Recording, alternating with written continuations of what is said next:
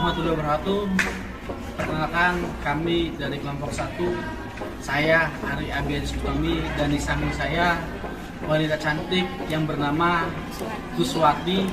Kami di sini akan mempresentasikan tugas bahasa Indonesia dengan judul Berbahasa Indonesia dengan baik dan benar. Dan tugas ini dibuat untuk pengungkapan mata kuliah dari dosen mata kuliah bahasa Indonesia Ibu Gina Miss Gina. Berbahasa Indonesia dengan baik dan benar. Di sini kita akan membahas pengertiannya.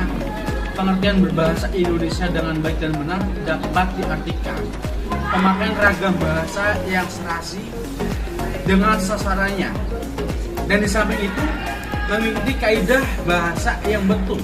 Ungkapan bahasa Indonesia yang baik dan benar mengacu ke ragam bahasa yang sekaligus memenuhi persyaratan kebaikan dan kebenaran.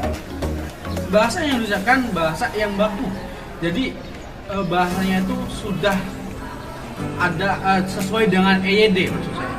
Dan kemudian berbahasa Indonesia dengan baik dan benar mempunyai beberapa konsekuensi logis terkait dengan pemakaiannya sesuai dengan situasi dan kondisi. Pada kondisi tertentu, yaitu pada saat situasi formal, penggunaan bahasa Indonesia yang benar menjadi prioritas utama.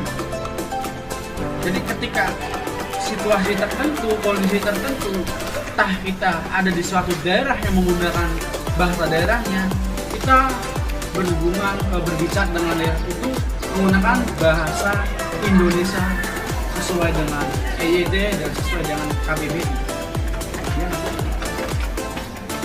Kita masuk ke pemakaian kalimat dan kata. Kata yang dipakai dalam bahasa Indonesia adalah kata yang tepat dan serasi serta baku. Seperti yang disampaikan Kang Ari tadi, kata yang tepat dan serasi merupakan kata yang sesuai dengan gagasan atau maksud tutur, atau sesuai dengan arti sesungguhnya dan sesuai dengan situasi pembicara, seperti sesuai dengan lawan bicara, topik pembicaraan, ragam pembicaraan, dan sebagainya. Misalkan kita berbicara dengan dosen, tidak mungkin kalau kita berbicara dengan bahasa yang tidak baku. Contohnya seperti lo, gue, seperti itu tidak benar dalam bahasa Indonesia. Kata yang baku merupakan kata yang sesuai dengan ejaan yang biasanya disebut EYD. Kemudian harus menggunakan kalimat yang efektif. Nah, dari kata-kata kalimat efektif itu dibagi menjadi beberapa bagian. Yang pertama, mudah dipahami oleh orang lain, dan yang kedua, memenuhi unsur penting kalimat. Kemudian yang ketiga, menggunakan kata yang tepat dan serasi.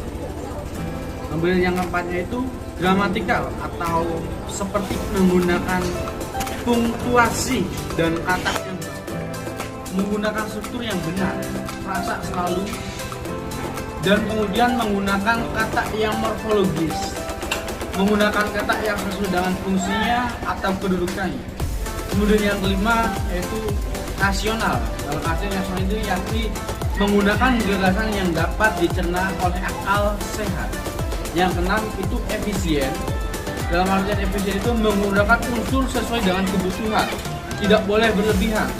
Yang ketujuh itu tidak ambigu, atau biasa disebut tidak menimbulkan dua arti yang membingungkan. Masuk ke pemakaian paragraf dalam bahasa Indonesia. Paragraf yang dipakai dalam bahasa Indonesia adalah paragraf yang baik. Jadi paragraf ini itu harus mempunyai satu pikiran utama, mempunyai koherensi yang baik, atau biasanya hubungan antar unsurnya sangat erat dan semua unsurnya tersusun secara sistematis serta menggunakan kalimat yang efektif. Kemudian kita lanjut ke pembahasan tentang penggunaan bahasa di kalangan pelajar.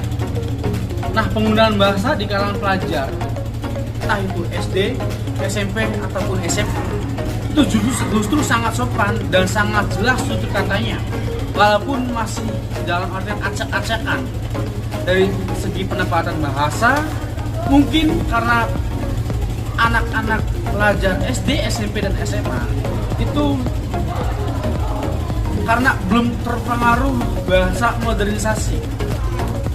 Dan kemudian mungkin ketika mereka beranjak dari SD kelas 5 dan kelas 6 mulai terlihat bahasa yang aneh dan mulai memakai kata-kata yang tidak sopan. Misalnya kayak seperti Anda itu bisa dikatakan seperti elu, atau saya itu seperti gue. Lanjut ke manfaat berbahasa Indonesia, yaitu ada mempermudah dalam komunikasi antara manusia satu dengan manusia yang lainnya. Yang kedua ada mempermudah kita untuk berintegrasi dan beradaptasi secara sosial. Kemudian yang ketiga ada berfungsi pula sebagai alat integrasi dan adaptasi sosial. Sekian yang dapat kami sampaikan materi untuk kali ini, yaitu bicara pasal menggunakan bahasa Indonesia dengan baik dan benar. Kurang dan lebihnya kami mohon maaf apabila ada tutur kata yang kurang berkenan. Mohon dimaafkan karena kami masih belajar, dan Kurang dan lebihnya kami mohon maaf. Kesimpulannya, dalam berbahasa Indonesia yang baik dan benar itu kita harus bisa menggunakan kalimat yang sesuai dengan ejaan yang benar atau dengan EYD. Dan kemudian kita harus bisa berbahasa yang sopan dan santun ketika dalam pembelajaran, entah itu di ranah pendidikan, entah itu di ranah pondok pesantren. Mungkin itu kesimpulan dari kami. Kurang dan lebihnya kami mohon maaf. Wallahul muwaffiq ila aqwamit thoriq. Wassalamualaikum warahmatullahi wabarakatuh. Yes.